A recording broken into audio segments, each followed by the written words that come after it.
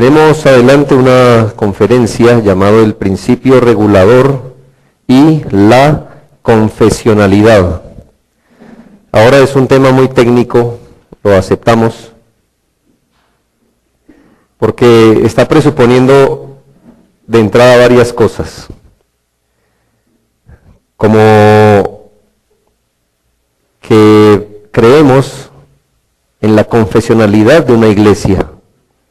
Así que si quizá hay personas entre nosotros que dicen, bueno, no he definido mi punto, si creo o no en las confesiones de fe o en la necesidad de ellas, bueno, esta no es la conferencia para convencerles de por qué una iglesia bíblica, por ende, debe ser confesional y adherirse de forma inteligente. Cuando digo inteligente es racional, consciente, a una confesión de fe histórica, pero lo vamos a asumir. Creemos pues que las confesiones de fe en la iglesia cumplen una gran función, tienen muchos beneficios, pero lo que es propio, que las iglesias que nos confesamos reformadas, en el ámbito sea presbiteriano o bautista, entre otras cosas, asumimos, adoptamos una confesión de fe ya establecida e histórica. No, por supuesto, nunca ponemos la confesión de fe al mismo nivel que la palabra de Dios, no consideramos las confesiones inspiradas por Dios, pero las consideramos como un fiel resumen de nuestras creencias. Creo que podemos creer más que lo que dice una confesión de fe en muchas cosas, quizá, pero no creemos menos que eso. Y por supuesto le digo, no la creemos inspirada, por la que quizá hay algunos renglones de cosas donde hubiésemos dicho, lo hubieran dicho mejor, lo hubieran precisado, bueno. Pero finalmente somos confesionales. En el caso de nosotros los bautistas, nos adherimos a la Confesión Bautista de Londres de 1689, conocida como la Segunda Confesión Bautista de Londres. Pero no va a ser nuestro caso hablar de la confesionalidad de la iglesia. Tengo una tesis que de una vez le voy a decir mi conclusión, se la voy a decir al comienzo, y es lo que quiero que en esta conferencia, creo que no es una conferencia como tal, una ponencia para decirle lo siguiente: el principio regulador de la iglesia y por supuesto de la adoración está incluido en ser confesional y está incluido en lo que significa, entre otras cosas, ser reformado. Adoptar o creer y practicar y defender el principio regulador es un distintivo de quien es confesional y por ende de quien es reformado. En palabras negativas, no puedes reclamar el título o el nombre, si así quiere, de reformado si no crees y practicas el principio regulador. Y ya usted sabe, hemos venido diciendo por qué esto, por la cantidad de personas que hoy creo que está de alguna forma de moda ser cristiano, y hay una moda pequeñita que es ser reformado, porque creo que la reforma ofrece de alguna manera un estatus intelectual distinto, y hay gente hambrienta de estatus intelectual, y la reforma le provee ese estatus intelectual, pero ellos quieren mantener un conocimiento intelectual de la reforma, pero en esencia no quieren ni desprenderse de la mundanalidad ni del carismatismo. Y ese tipo de personas, a diestra y siniestra, dicen la reforma, citan los puritanos, van aquí, van allá, y encuentras que dicen el principio regulador sí no, pero somos reformados. Y entonces que es mi postura, o cuál es nuestra postura o nuestra tesis, que no eres reformado sin antes haber creído, entre otras cosas, el principio regulador, porque antes y en la época de la Reforma, ser reformado era, entre otras cosas, romper con la adoración romana, que por ende era mística, inventada, estética, pagana, una fiesta para los sentidos. Así que, de hecho, cuando tú rompías con Roma, ¿qué estabas diciendo, entre otras cosas? Estoy rompiendo con un principio de adoración completamente distinto al que ahora practico. Así que tú no eras antes reformado sin creer en estas cosas, en el principio regulador, y cuando adoptabas la teología reformada, estabas rechazando los demás principios de adoración que podías entender. Hoy, como por un arte extraño que ha pasado, puede ser reformado sin observar el principio regulador. Esto es bueno decirlo en el mundo actual, porque hoy día, y esto lo he escuchado de muchos maestros, más de los que yo hubiera querido escuchar, decir que ser reformado consiste en creer en las 5 solas de la Reforma: sola gracia, sola fe, sola escritura, o en las doctrinas de la gracia, la depravación del hombre, elección incondicional, etcétera, etcétera. Y si tú crees eso, si tú crees en las doctrinas de la gracia o en las 5 solas, entonces tú eres reformado, y hay diversos ministerios que hoy se han tomado la atribución de declarar públicamente: este ministerio reformado, este ministerio reformado, este ministerio reformado. Y hermanos, conozco un caso muy cercano donde hay ministerios reformados con pastoras. ¿Por qué? Porque creen en las 5 solas, en las doctrinas de la gracia. Tienes una soteriología reformada, y eso es ser reformado.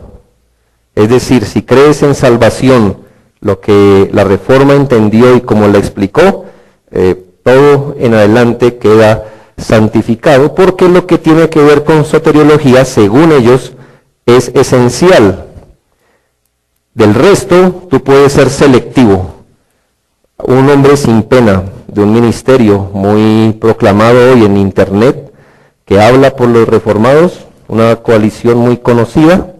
Ellos, un hombre no tiene vergüenza en decir: yo tengo una parte de mi mente, mi soteriología es reformada, mi cesacionismo es carismático, mi culto es pentecostal, mi escatología es... Y dice: yo soy un hombre bien extraño, pero es invitado a las conferencias y habla por los reformados. De manera que este es un caso típico del hombre que se acerca a la Reforma, y claro, conocer las doctrinas de la gracia te da cierto estatus intelectual, te pone por encima de ciertos círculos que no han entendido muy bien las doctrinas de la salvación, pero eres selectivo a la hora de reformar lo que deseas. Ser heredero de la Reforma, y es dramático, porque cuando tú ves que es en esencia ser reformado, ellos te sacarán la soteriología y nosotros sacamos una confesión de fe. No puedes resumir es decir, si resumes qué es ser reformado a lo mínimo, te quedas con 32 capítulos de una confesión de fe. No con un capítulo llamado soteriología. Si resumieras nuestras doctrinas, te vas a quedar con 32 capítulos y más de 160 párrafos que explican esos capítulos. Así que ser heredero de la doctrina de la Reforma es mucho más que ser sano en soteriología. Las confesiones de fe nos muestran en líneas generales qué era y qué es ser reformado. Juan Calvino aclara de forma maravillosa que la gente no ha entendido el alcance más amplio de la Reforma, si no repara que ser reformado era un romper con el sistema soteriológico de Roma y con su sistema falso de adoración. Así lo veían los reformadores, en este caso Calvino. Dice el hombre que hace el prólogo del libro La necesidad de reformar la iglesia, de Juan Calvino, y este hombre que hace el prólogo dice lo siguiente: las diferencias entre los papistas y los protestantes produjeron una lucha colosal sobre la doctrina de la justificación, por supuesto. La respuesta de Calvino al cardenal Sadoleto ilustra este conflicto hasta cierto punto recalcada, así como en las porciones más importantes del libro, la necesidad de reformar la iglesia. No obstante, la batalla sobre la doctrina de la justificación no fue la única lucha entre los reformadores y Roma. Calvino declara el alcance más amplio de la reforma cuando dice la necesidad de restaurar la doctrina y la práctica bíblica con respecto a los medios apropiados de la adoración. Lo voy a citar en el libro que les estoy comentando. Juan Calvino dice esto: mantenemos entonces que en el principio, cuando Dios levantó a Lutero y a otros quienes nos extendieron una antorcha para alumbrarnos en el camino de la salvación, cuando en el principio aquellos puntos principales de doctrina en que la verdad de nuestra religión, puntos en que la adoración pura y legítima a Dios y puntos en que la salvación de hombres se resumen, habían sido casi destruidos.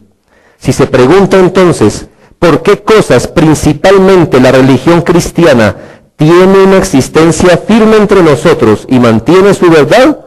Se verá que las siguientes dos cosas no solo ocupan el lugar principal, sino que encierran bajo ellas todas las demás partes de la sustancia del cristianismo. Cuando estas dos cosas, adoración y salvación, en ese orden, no se consideran, aunque nos gloriemos en el nombre de cristianos, nuestra profesión es hueca y vana. ¿Qué entendían los reformadores? Que no es solamente mantener una sana doctrina de la justificación. Para los reformadores, en ese orden, la adoración de Dios y la salvación correspondían a las cosas que son la sustancia misma del cristianismo. Cuando eres consecuente en esas dos cosas, vas a ver que no puedes volver a Roma, ni a ninguna otra cosa parecida. Pero nota la versión que nos llegó a Latinoamérica de la Reforma: justificación, justificación, justificación, justificación. Si nos hubiera llegado la versión reformada de la Reforma, nos hubieran dicho adoración y salvación. Te aseguro que la mayoría de los hombres que hoy se profesan creyentes se han dateado muy bien de las doctrinas de la gracia. Los neocalvinistas también lo hacen. Y sacan libros de cosas que ya otros han dicho mejor que ellos. Pero sacan de salvación. ¿Cuántas veces has escuchado una exposición de la adoración regulada por Dios de los reformados? ¿Ves el punto? Para la Reforma, adoración y salvación hacen la esencia de la profesión cristiana o hacen que ésta parezca hueca y vana.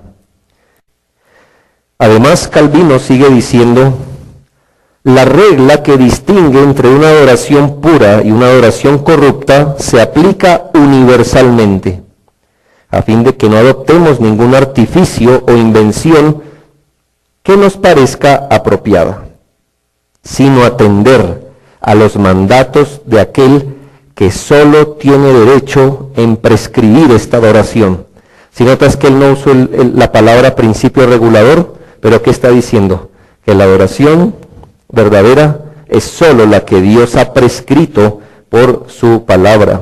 Sigue diciendo, por lo tanto, si queremos que Él apruebe nuestra adoración, esta regla de que Dios prescriba nuestra adoración debe guardarse con gran diligencia, porque hay dos razones por las que el Señor, al condenar y prohibir toda adoración falsa, requiere de nosotros al prestar obediencia solo a su propia voz.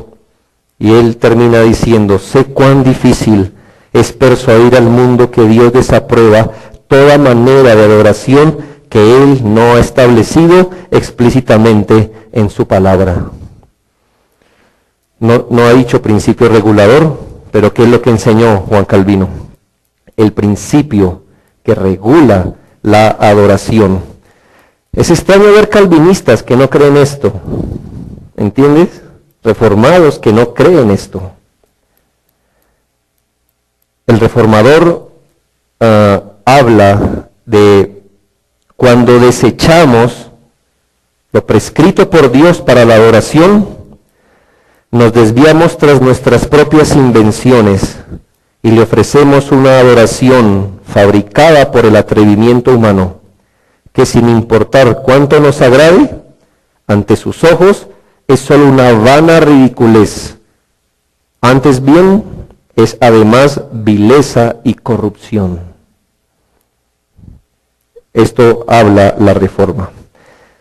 Sabes que de las enseñanzas históricas de Calvino, no sé qué palabra usar, aquí tengo varios sinónimos, las enseñanzas teológicas de Calvino repercutieron, no sé si sea la palabra, dieron forma, influyeron o generaron, y si como hace el doctor Martin Lloyd-Jones, casa el movimiento puritano con John Knox, él le llama el pionero, pues el primer puritano.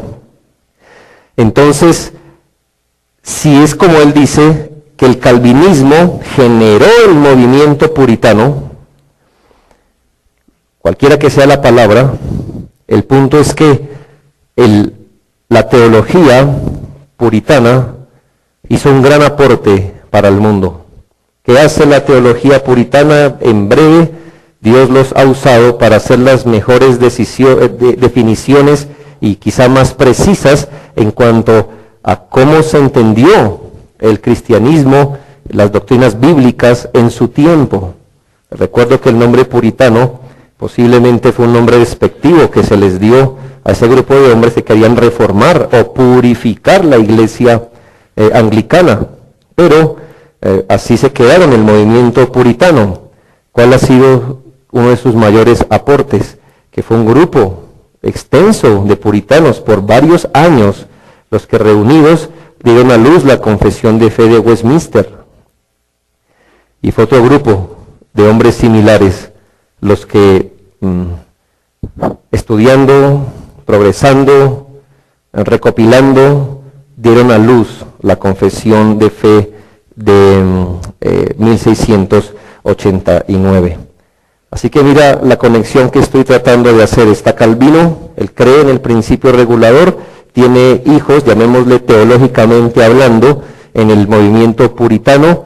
¿Qué hacen estos hombres? Amplían, profundizan, aplican, implican la teología de Calvino. ¿Y qué esperarías encontrar en las confesiones de fe que retratan el pensamiento doctrinal en general de los puritanos?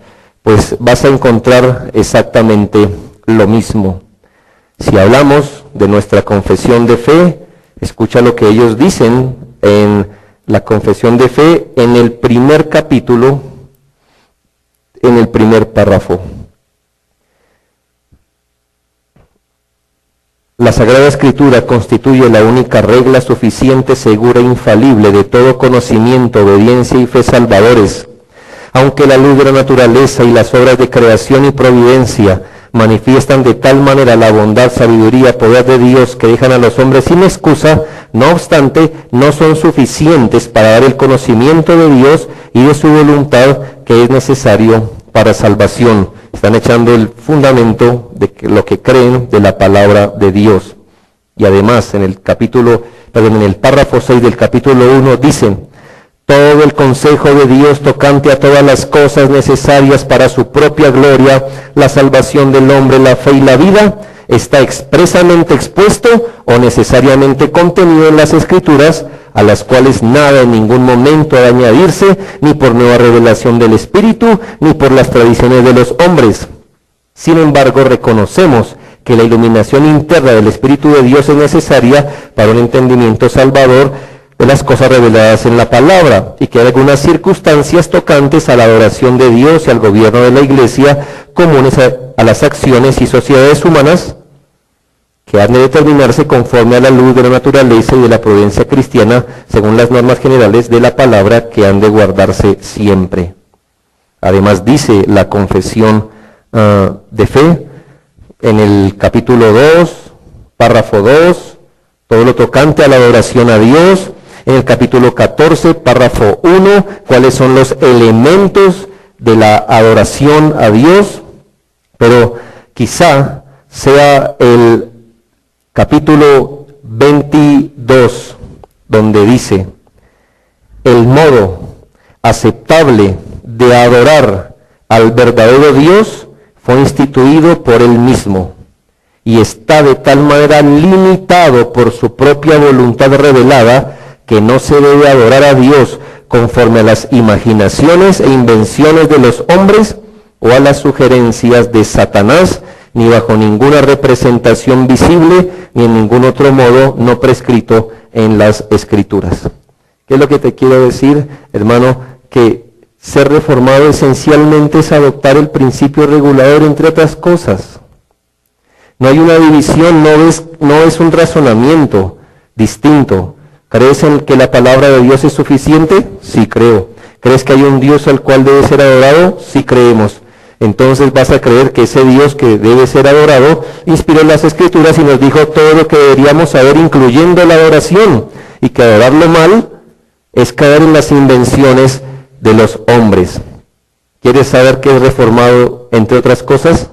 Es creer esto y practicar esto.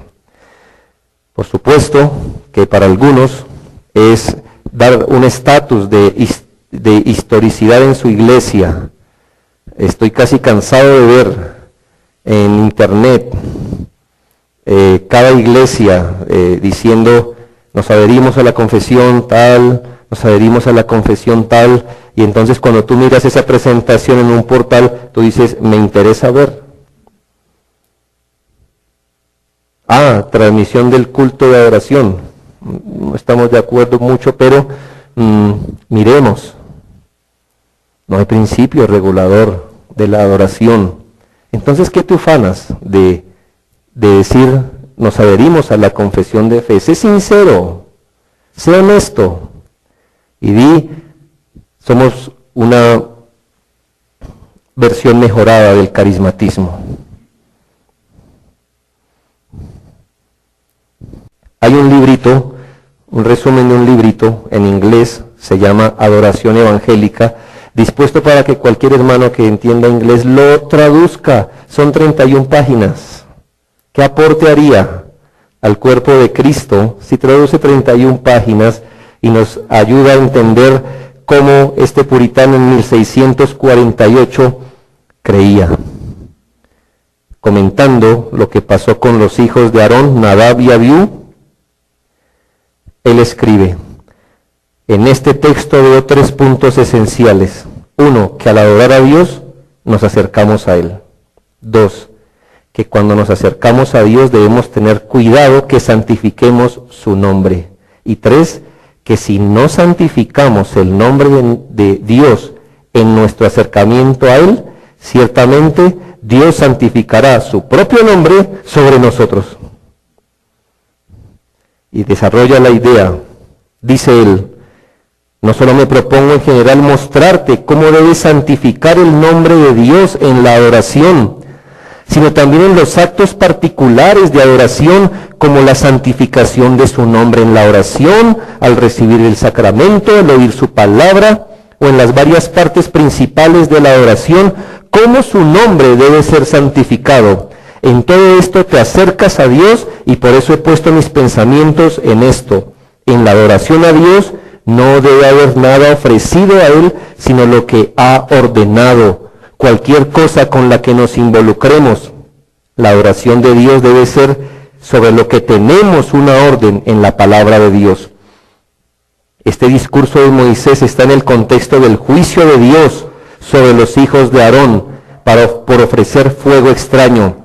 Ellos ofrecieron fuego que Dios no había mandado. Por lo tanto, podemos decir que todas las cosas en la adoración de Dios deben tener una orden de la palabra de Dios. Debe ser ordenado. No es suficiente que no esté prohibido. Te ruego que lo observes. No es suficiente que una cosa no esté prohibida y no puedas ver qué daño hay en ello. Debe ser ordenado.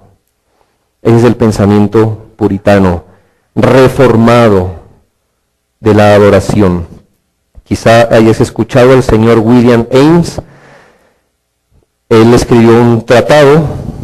Cuando digo tratado, no es un tratado colombiano, es un tratado llamado La Médula de la Divina Teología.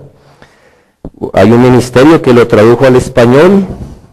El libro se puede conseguir por Amazon. Lo interesante de William Ames fue que fue secretario de la Asamblea de Westminster cuando se hizo la confesión de fe. Así que él hace un pequeño tratado de teología y en el capítulo llamado La adoración establecida, por 45 párrafos nos va a decir qué entiende por adoración establecida por Dios. Saco unos apartes. La adoración establecida no es lícita a menos que Dios sea su autor y ordenador de ella. Esto es declarado en las palabras del mandamiento: no harás para ti imagen, no harás para ti. Esto es por tu propia reflexión o juicio. Nadie además de Dios puede saber lo que es aceptable a Él, y nadie más imparte virtudes para que la adoración sea efectiva y provechosa. Opuesto a la adoración establecida se encuentra la adoración voluntaria, la cual es creada por los hombres y es ilícita. Y se llama adoración ilícita o inapropiada, ya sea por la forma de la adoración, por la medida de la adoración o por la sustancia de la adoración. Y así 45 párrafos, etcétera, etcétera, etcétera, hablando de ello. ¿Ves? Para su pensamiento no era desde que estés en soteriología bien, lo demás no importa. Creemos 5 cositas no más. No. Thomas Watson, nuestro Thomas Watson, que ahora es conocido por los 3 tomos que están en español, en la exposición del segundo mandamiento, dice: evitemos la superstición, que es un puente tendido hacia Roma. Mira desde cuándo nos están diciendo que la adoración no regulada nos va a resultar llevando a Roma de una u otra manera. La superstición consiste en introducir cualquier ceremonia, fantasía o innovación que no se haya designado en la adoración a Dios. Es un agravio contra Dios, puesto que detrae de su honor como si no fuera lo suficientemente sabio como para determinar la forma en que debemos adorarlo. Aborrece cualquier fuego extraño que se ofrezca en su templo. El gran John Owen. En una breve instrucción en el culto, ese es el título, te voy a leer el título del capítulo. Una breve instrucción en el culto de Dios y la disciplina de las iglesias del Nuevo Testamento por medio de preguntas y respuestas con una explicación y confirmación de esas respuestas. Por eso es difícil traducirles, ¿verdad? Aquí hubiéramos dicho de la adoración a Dios, ya, pero ellos eran puritanos. Pregunta 3. ¿Cómo se nos dio entonces a conocer las maneras y los medios para el culto de Dios? Respuesta: en y por la palabra escrita solamente, que contiene una revelación completa y perfecta de la voluntad de Dios en cuanto a todo culto y todo lo concerniente al mismo. Después entra la explicación. La razón por la cual Dios le concedió su palabra a la iglesia era para que así pudieran ser instruidos en su mente y su voluntad en cuanto a lo que concierne a la adoración y la obediencia que exige de nosotros y lo que es aceptado por Él. Toda la Escritura en todas partes declara y habla a todos los que la reciben como inspirada por Dios. Ella supone, por sus declaraciones, que nosotros mismos ignoramos cómo es Dios y cómo debe ser adorado. Por otra parte, ella misma manifiesta que Él es un Dios celoso, ejerciendo este atributo santo de su naturaleza de una manera especial por su culto, rechazando y despreciando todo lo que no está de acuerdo con su voluntad, que no es prescrito. Y nos lleva por varios argumentos del por qué esto es así. Más adelante aparecen nombres, y abandonamos el siglo 16, 17, entramos a otros tiempos. El señor Archibald Alexander Hodge, presidente del seminario de Princeton, entre paréntesis, ese seminario fue fundado específicamente para proclamar la gloria de Dios y la reforma. Hoy Princeton se está debatiendo a quién le da el título honorífico este año. Y han descartado a un hombre porque el hombre dice que la homosexualidad no es bíblica y dijeron, radical. Mira hasta dónde ha llegado estos grandes lugares. Pero en su momento, en sus fundadores, estaba Archibald Alexander Hodge, que no es el mismo de nuestra teología, que es Charles Hodge, pero es otro, vino después. Él hizo un comentario en la Confesión de Fe de Westminster y está en español, en PDF. Dice, hemos visto que Dios nos ha dado en las Escrituras una regla de fe. Estoy hablando del año 1878 en adelante. Hemos visto que esa regla es infalible, autoritativa, completa, perspicua. De aquí se sigue que si Dios ha prescrito el modo aceptable como le hemos de adorar y servir, es una ofensa a Él y un pecado en nosotros descuidar ese método o preferir prácticas inventadas por nosotros. Puede haber sucedido que en el estado natural del hombre y en sus relaciones morales con Dios antes de su caída, su razón natural, su conciencia o instinto religioso hayan sido suficientes para dirigirle en el culto y el servicio a Dios. Pero cuando su naturaleza moral se corrompió, su instinto religioso se pervirtió y sus relaciones morales con Dios se trastornaron por el pecado, y eso hizo necesaria una revelación que no solamente nos dijera a los hombres lo que Dios quería admitir en el culto de ellos en todo, sino también que prescribiera los principios y métodos bajo los cuales tal servicio y adoración debería ofrecerse. Históricamente, hermanos, los bautistas también hemos mantenido el principio regulador en la adoración, mientras que los métodos pragmáticos de culto son la norma hoy en día en las iglesias bautistas. El hecho de que el principio regulador fue sacado del pensamiento histórico de la adoración a Dios se deja ver en las confesiones de fe. El señor John Gill, en su tiempo, fue pastor del Tabernáculo Metropolitano. Y después, ya sabe usted quién pastoreó allí, ¿no? El señor Spurgeon. Antes, mucho tiempo antes, estuvo el señor Gill.